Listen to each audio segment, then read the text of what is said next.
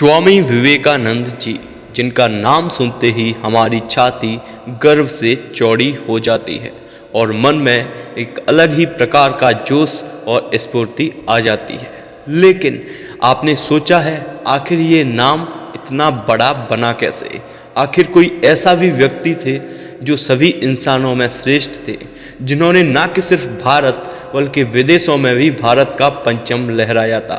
जब सारी दुनिया के धर्म संप्रदाय के लोग अमेरिका में स्थित शिकागो शहर में सन 1993 में विश्व धर्म महासभा में हिस्सा लेने के लिए शामिल हुए थे, तो भारत की तरफ से हमारे आदर्श, हमारे वेदांत के विख्यात और आध्यात्मिक एवं प्रभावशाली गुरु, जिनका वास्तविक नाम नरेंद्र नाथ दत्त था, वो भारत की तरफ से शामिल हुए थे।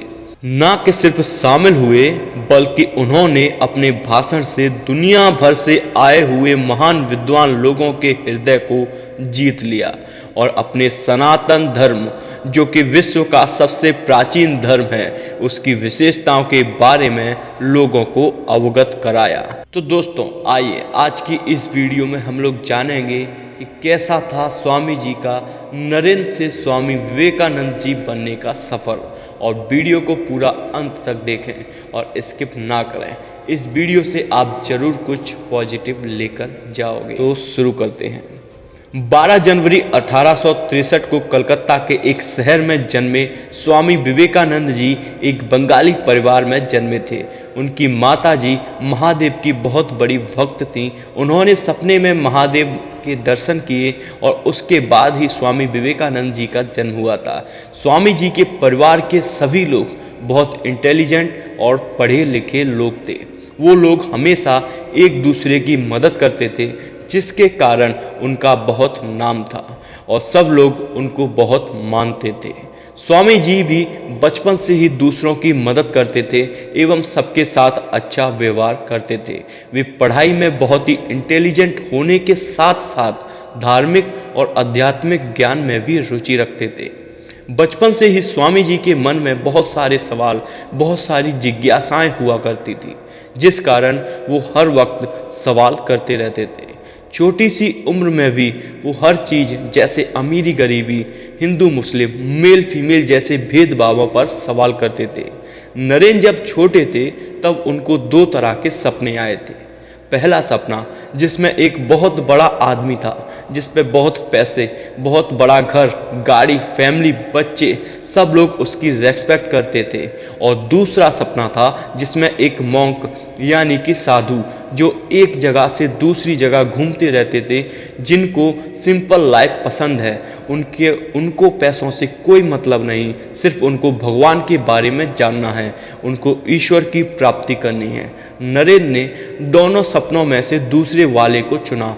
उनका गोल क्लियर था। उनको दुनिया की भौतिक सुख सुविधाएं नहीं, बल्कि उनको भगवान को देखना था। उनको महसूस करना था कि भगवान से मिलने का एक्सपीरियंस कैसा होता है। उनकी रुचि अध्यात्म में बढ़ती जा रही थी, लेकिन मन में सवाल भी बहुत थे। वो चाहते थे वो किसी ऐसे इंसान से मिलें जो उनको भगवान के दर्शन करा पाए। नरेंद्र श्री रामकृष्ण परमहंस जी से दक्षिणेश्वर मंदिर में मिले थे। वो नरेंद्र से मिलके काफ़ी खुश हुए थे। वो समझ गए थे कि ये बाकी बच्चों से काफ़ी अलग और प्रतिभावान है। वो इस बात से भी खुश थे कि उनको पहली बार कोई ऐसा मिला था जिससे वो अपने मन की बातें शेयर कर सकते थे। रामकृष्ण जी की मृत्यु के बाद उनके आश्रम का सारा भार स्वामी जी पे आ गया था। वो घर में बड़े बेटे होने के कारण दिन में घर वालों को हेल्प करते थे और रात को आश्रम जाके नए मॉन्क को सिखाते थे तथा आश्रम का ध्यान रखते थे, और समय बचने पर वो मेडिटेशन यानी कि ध्यान करते थे। वो सारा समय पूजा पाठ, पढ़ाई और मेडिटेशन में बिताते थे। नरेंद्र इन कामों में इतना बिजी हो जाते थे कि कई बार वो खाना तक भूल जाते थे। वो चाहते थे कि उनके साथ के सभी मॉन्क और आश्रम के लोग, उनको हर चीज़ के बारे में पूरी नॉलेज हो। वो उनके साथ सारी बातें शेयर करते थे। नरेन उनको दूसरी कंट्री की हिस्ट्री और पॉलिटिकल सिस्टम के बारे में समझाते थे तथा उनको बहुत सारे महान लोगों की बायोग्राफी के बारे में भी बताते थे। उन्होंने सबको कर्म, योग, भक्ति और ज्ञान के बारे में सिखाया, जिससे सबको नॉलेज हर फील्ड में बेहतर होती जा रही थी। उन्होंने बहुत सारी यात्राएं की अपने जीवन में। यात्रा के दौरान वो अपने साथ ज़्यादा कुछ नहीं रखते थे। सबसे पहले यात्रा के दौरान वो वाराणसी गए। यहाँ आने के बाद उनको बहुत अच्छा लगा, जैसे मानो वो नई ऊर्जा से भर गए हों। उसके बाद वो अयोध्या गए। इतना सब सफ़र नरेन ने नंगे पांव और बिना पैसों के किया था। नरेन को यात्रा के दौरान अपने देश में कास्ट सिस्टम से रिलेटेड बहुत इश्यू देखने को मिले, जिससे गुस्सा होकर वो खुद से ही बोलने लगे कि हम कैसे कास्ट सिस्टम में फंसे हुए हैं। लेकिन फिर स्वामी जी को अमेरिका में एक होप दिखाई दी, क्योंकि वहाँ कास्ट सिस्टम जैसा कुछ नहीं था। वैश्विक धर्म महासभा, ये बहुत अच्छा मौका था इंडिया के लिए मदद मांगने का। स्वामी जी से उन्हें इंडिया का एंशिएंट नॉलेज मिल सकता था और बदले में इंडिया नई नई मॉडर्न टेक्नोलॉजी के बारे में सीख सकता था। सपने में स्वामी जी को गुरु जी के दर्शन हुए। फिर उन्हें लगा कि अब अमेरिका जाना ही चाहिए। विश्व धर्म महासभा सितंबर 1993 में होना था, जिसमें दुनिया भर के लोग आए हुए थे। अपने अपने रिलीजन, अचीवमेंट्स और टेक्नोलॉजी डिस्कवरीज पर चर्चा करने के लिए हर जगह से एक लीडर को चुना गया था। सारे रिलीजन वाले लीडर्स को स्पीच देनी थी। स्वामी जी काफ़ी नर्वस थे, क्योंकि उन्होंने पहले कभी स्पीच नहीं दी थी और ना ही वे स्पीच रेडी करके ले गए थे। इसीलिए उन्होंने बोला था कि मुझे सबसे लास्ट में बुलाया जाए। लेकिन जैसे ही स्वामी जी ने स्पीच देना स्टार्ट किया और बोला, मेरे प्यारे भाइयों और बहनों, ये मानो सारा हॉल तालियों की गड़गड़ाहट से गूंज उठा था। सबको ऐसा लग रहा था कि कोई दमदार इंसान आया है जिसने सबको प्रभावित कर दिया हो। उन्होंने कभी किसी रिलीजन को छोटा या बड़ा नहीं कहा। वो सभी धर्मों का सम्मान करते थे और उनका मानना था कि सिर्फ रिलीजन हमको भगवान से मिलाने का एक आधार है। हम सबको, सारी दुनिया के लोगों को आपस में मिलजुल कर रहना चाहिए। स्वामी जी की स्पीच बहुत फेमस हुई थी, जो हर मैगजीन, हर न्यूज़पेपर में छपी थी, जिससे सारे इंडिया के लोग खुशी से झूम उठे थे और प्राउड फील कर रहे थे। स्वामी जी के फॉलोअर्स अमेरिका में भी बढ़ रहे थे और वो जगह जगह जाकर स्पीच देने लगे थे। हर जगह उन्होंने दया और सबको एक्सेप्ट करने वाली सोच को फैलाने की कोशिश की और वो इसमें सफल भी हो रहे थे। उनका गोल पूरा हो रहा था।